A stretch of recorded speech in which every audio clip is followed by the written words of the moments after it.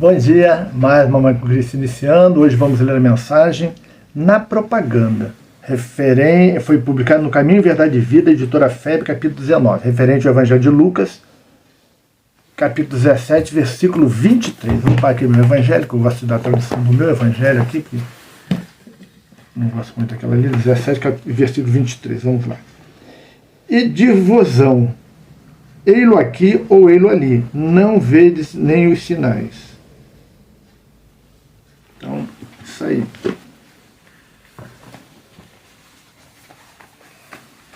Vamos à mensagem de hoje, então, para que a gente possa começar o nosso Caminhar com Cristo aqui, né, fazer os comentários e depois encerrarmos com a nossa prece. Vamos lá.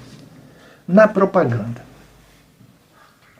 As exortações do Mestre aos discípulos são muito precisas para provocarem qualquer incerteza ou indecisão. Quando tantas expressões sectárias requisitam Cristo para os seus desmandos intelectuais, é justo que os aprendizes novos, na luz do Consolador, meditem a elevada significação desse versículo de Lucas.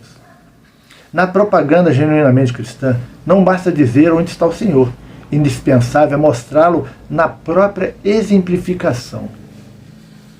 Muitos percorrem templos e altares procurando Jesus. Mudar de crença religiosa pode ser modificação de caminho, mas pode ser também continuidade de perturbação. Torna-se necessário encontrar o Cristo no santuário interior. Cristianizar a vida não é imprimir-lhe novas feições exterior, é reformá-la para o bem no âmbito particular. Os que afirmam apenas na forma verbal que o Mestre se encontra aqui ou ali, arcam com profundas responsabilidades.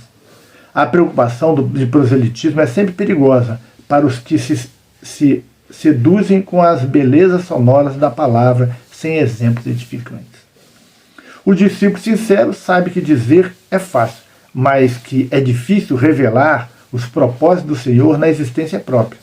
É imprescindível fazer o bem antes de ensiná-lo a outrem, porque Jesus recomendou ninguém seguisse os pregoeiros que somente dissessem onde se poderia encontrar o Filho de Deus. Muito interessante, né? E a gente observa bastante isso. Tem pessoas que vão pulando de religião em religião, tentando encontrar Jesus nos altares, nos reverendos, nos padres, nos médios, nos palestrantes. E a gente tem que procurar Jesus dentro de nós, porque é o desenvolvimento do Cristo dentro de nós é que todos devem procurar, dentro de si mesmo.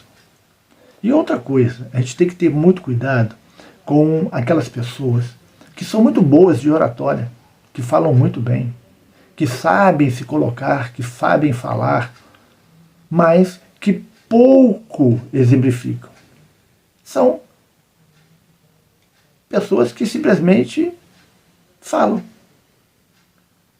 E a gente tem que ter muita atenção para com essas pessoas, porque elas muitas vezes façam o que eu digo, mas não façam o que eu faço.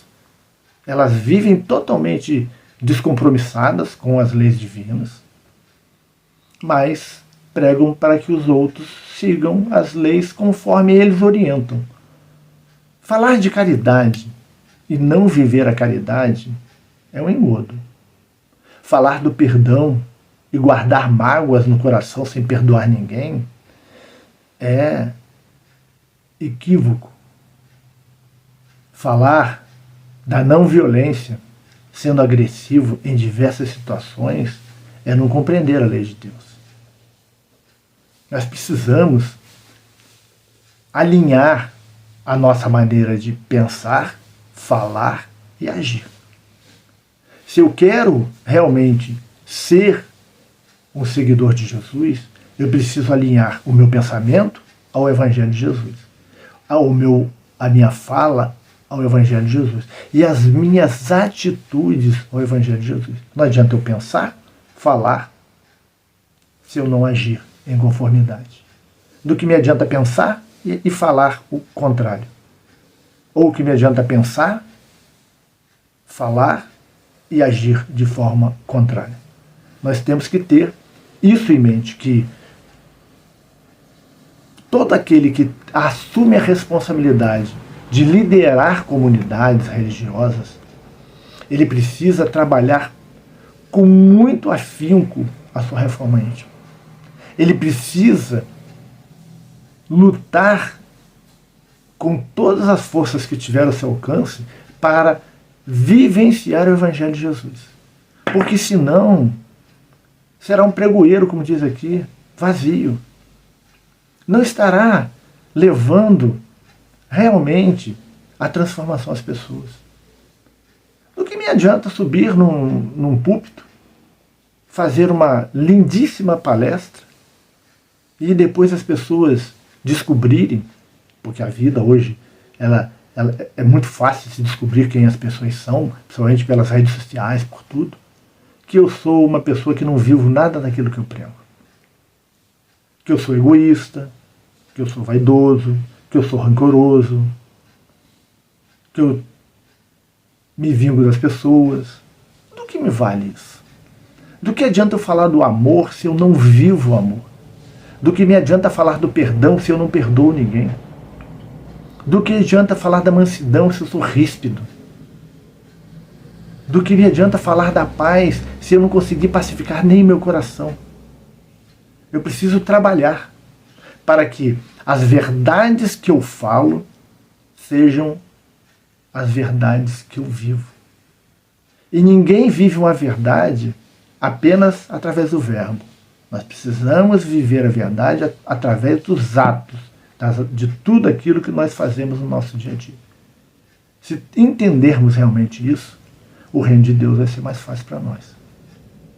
Jesus criticava, para a gente ter muito cuidado, para esses que dizem que Jesus é isso, Jesus está aqui, Jesus está ali, mas que não conseguem enxergar um palmo à frente do seu nariz, não conseguem enxergar o Cristo, não conseguem vivenciar as leis divinas, não conseguem entender as leis divinas. Entender o Evangelho de Jesus é uma tarefa que não é simples.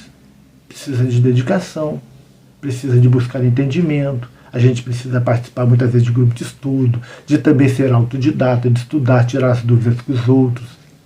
E, principalmente, olhar aquilo que o Evangelho está dizendo, sempre colocando em comparação com as nossas vidas, e não com a vida do outro. Ah, a gente vê uma passagem, fulano tinha que ter ouvido isso. Ah, se fulano entendesse isso, a vida dele seria diferente. E a nossa?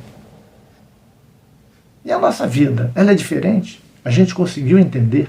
A gente conseguiu já compreender o Evangelho de Jesus? A gente conseguiu alinhar a nossa vida ao Evangelho de Jesus? Estamos sendo imitadores do Cristo? O que é ser imitador do Cristo? É viver conforme o Cristo viveu. Estamos sendo. Já estamos trabalhando a nossa reforma íntima, já estamos modificando as nossas vidas. E aí as pessoas falam, mas minha vida é tão tumultuada, as coisas nada dão certo. E aí temos que dar uma analisada muitas vezes com bastante profundidade sobre as nossas vidas. Eu conheço a ti mesmo, para a gente entender o porquê que as coisas estão assim. Será que os problemas são externos ou os problemas são internos? Quem está causando o transtorno na própria vida sou eu. Temos que pensar nisso. Pensar, analisar e transformar a própria vida. Isso é fundamental. Então, ficamos por aqui hoje, né? Vamos fazer então a nossa prece para que possamos encerrar amanhã com Cristo de hoje. Pai nosso que estais nos céus, santificado seja o vosso nome. Venha a nós o vosso reino. Seja feita a vossa vontade, assim na terra como nos céus. O pão nosso de cada dia nos dai hoje.